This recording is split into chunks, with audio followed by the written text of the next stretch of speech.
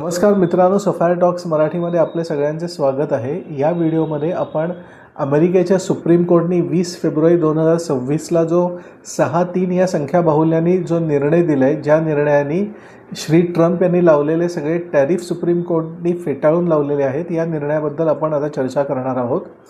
अमेरिकेच्या सुप्रीम कोर्टनी आणि त्यांच्या मुख्य सरन्यायाधीशांनी श्री जॉन रॉबर्ट्स यांनी सांगितले आहे की जे श्री ट्रम्प यांनी international Emergency Economic Powers Act 1977 या अन्वये जे विविध देशांवर टॅरिफ लावलेले आहेत, हे टॅरिफ पूर्णपणे बेकायदेशीर आहेत।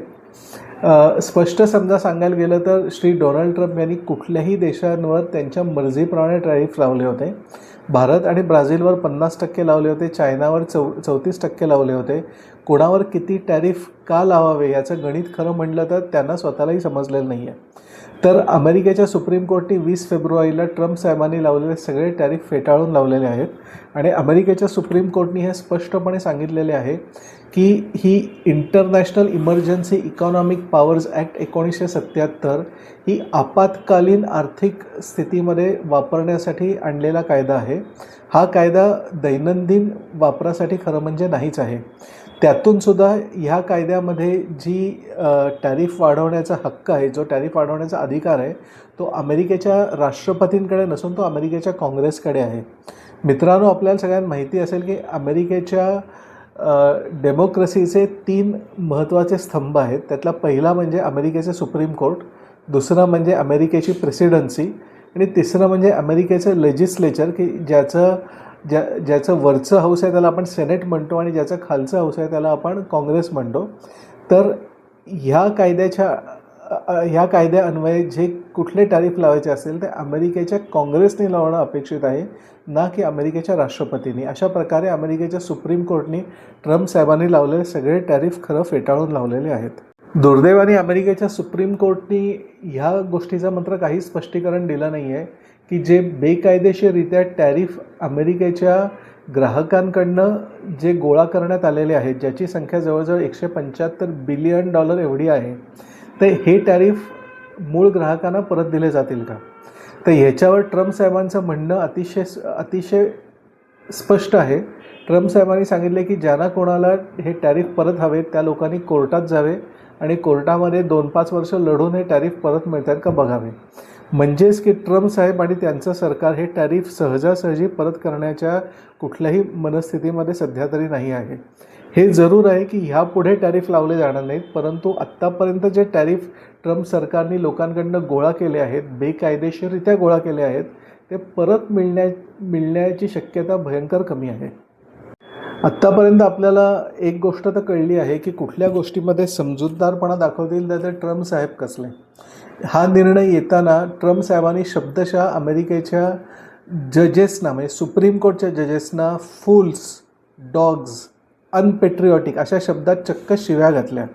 एवढेच नव्हे तर काही तासांच्या आत दुसऱ्या एका कायद्याचा उपयोग करून म्हणजे अमेरिकन ट्रेड ॲक्ट ऑफ 1974 याच्या सेक्शन 122चा उपयोग करून काही तासांमध्येच ट्रम्प साहेबांनी 10% टॅरिफ जगातल्या सर्व देशांवर लावले।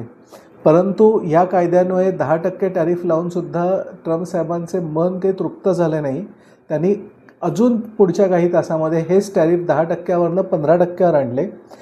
फक्त ट्रम्प साहेबांच्या दुर्दैवाने हा जो पर्टिक्युलर कायदा आहे, या कायद्याच्या अन्वये हे जे टॅरिफ आहेत ते 15%पेक्षा जास्त लावता येत नाहीत। जेवढे लावणे शक्य होते तेवढे ट्रम्प साहेबांनी लावले, सर्वांवर समसमान प्रत्येक देशावर 15%। आणि दुर्दैवाची त्यांच्यासाठी अजून अशी गोष्ट आहे की हे टॅरिफ 150 दिवसांपेक्षा जास्त लावता येत नाहीत।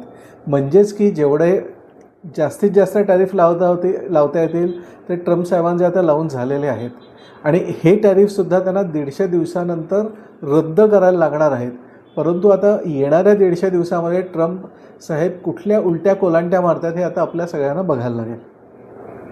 आपल्या सर्वांच्या मनात निश्चितच प्रश्न आला असेल की अमेरिकेच्या सुप्रीम कोर्टच्या निर्णयानंतर आणि ट्रम्प साहेबांच्या 15% टॅरिफ लावण्यानंतर भारताची प्रतिक्रिया काय होते। तर भारताची प्रतिक्रिया खरं म्हटलं तर अतिशय योग्य आहे। भारताने अतिशय शांतपणे या सगळ्या गोष्टी तपासलेल्या आहेत। भारताने जे भारताचं ट्रेड डेलिगेशन अमेरिकेत जाणार होतं भारत अमेरिका फ्रेमवर्क ॲग्रीमेंट करण्यासाठी, म्हणजेच की ज्या ॲग्रीमेंट अन्वये 50%वरून 18% टॅरिफ आले होते, ती ॲग्रीमेंट फायनल करण्यासाठी जे ट्रेड डेलिगेशन जाणार होतं त्याच्यावर तुर्तास भारताने रोख लावलेली आहे. भारताने एवढे सांगितले आहे की बाकी सर्वांप्रमाणे आमच्यावरही 15% टॅरिफ येतील, ते आम्हाला मान्य आहेत. परिस्थिती पुढे कशी बदलत जाते याचा आम्ही अभ्यास करू आणि तो अभ्यास झाल्यानंतर ट्रेड डेलिगेशन काही दिवसांनी, काही महिन्यांनी पुन्हा आम्ही अमेरिकेत पाठवू. मग प्रश्न असा राहतो की भारत आणि अमेरिका यांच्यातले व्यापारी संबंध कसे राहतील, किंबहुना भारत आणि अमेरिका यांच्यातले पॉलिटिकल संबंध कसे राहतील. यापेक्षाही पुढे जाऊन आपण बघितलं तर युनायटेड स्टेट्स ऑफ अमेरिका आणि बाकी सगळ्या जगाचे, विश्वाचे जे आर्थिक आणि पॉलिटिकल संबंध आहेत, राजकीय संबंध आहेत, ते कुठल्या पद्धतीचे राहतील. तर ह्याचं स्पष्ट उत्तर असं आहे की ते कोणालाही आत्ता सांगता येणार नाही. The only thing that is certain is uncertainty. अमेरिकेचे राष्ट्रपती श्री डोनाल्ड ट्रम्प येणाऱ्या 3 वर्षामध्ये कसे वागतील, काय करतील, याच्यावर कोणाचंही नियंत्रण नाही आणि हे कोणीही याचा पूर्वानुमान आत्ता कोणीही लावू शकत नाही. त्यामुळे जसे ते वागतील, जशी परिस्थिती निर्माण होईल त्याच प्रकारे प्रत्येकाला ती परिस्थिती हाताळायला लागणार आहे. या विषयावर समजा पुढे अजून काही बदल झाले, या विषयावर अजून काही सांगण्यासारखं, बोलण्यासारखं असेल तर निश्चितच मी नवीन व्हिडिओ करून आपल्या समोर हजर होईन. तुर्तास आपला निरोप घेतो.